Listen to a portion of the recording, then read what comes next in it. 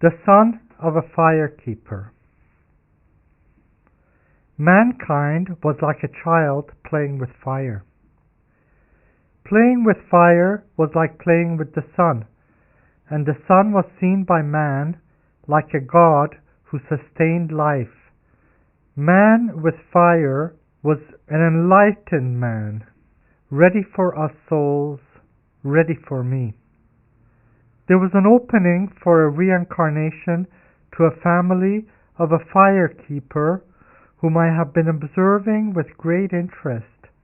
What interested me most was that it was in a location with many materials nearby ready to be discovered. A bed of pure clay lay by the shores of a winding river entering into a pristine lake filled with fish. A large meteorite full with iron lay in the creek that flowed into the river. Mineral rocks lay scattered, washed by the waterfalls, ready to be picked. A stretch of rapids exposed layers of coal beds ready to be burned. Up a meandering creek was a gushing stream exposing a bed of gold with nuggets glancing in the sun waiting to be found. A bubbling brook emptied into the stream with wild wheat all around, ready to be harvested.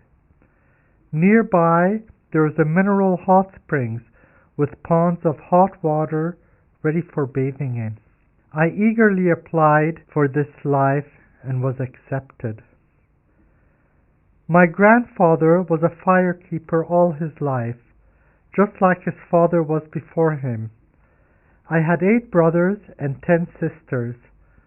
My mother died after she gave me birth, and I was raised up by my aunt who lived in the same cave.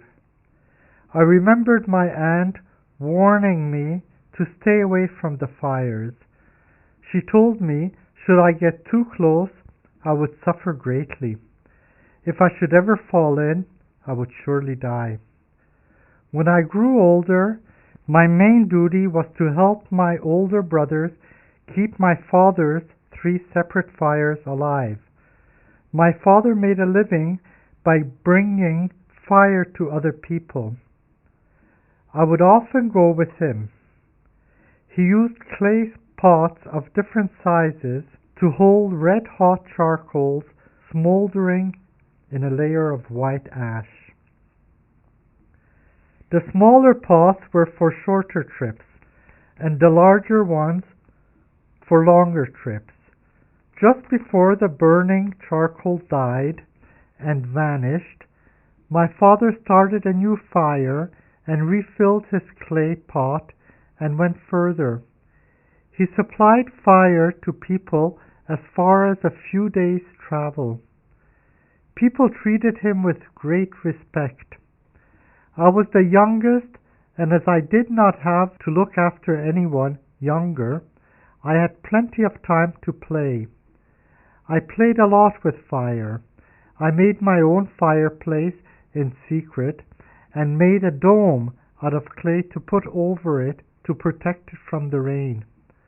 The fire in the dome burned hotter and longer than my father's fires.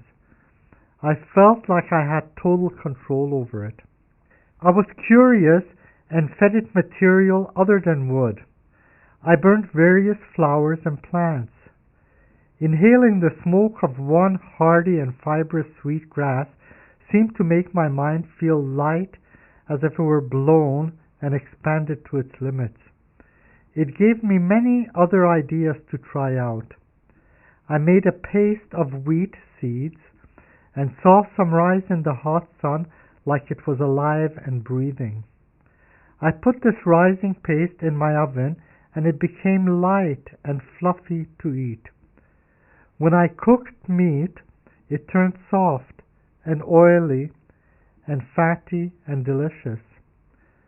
When I smoked meat, it would dry and keep from spoiling for many months.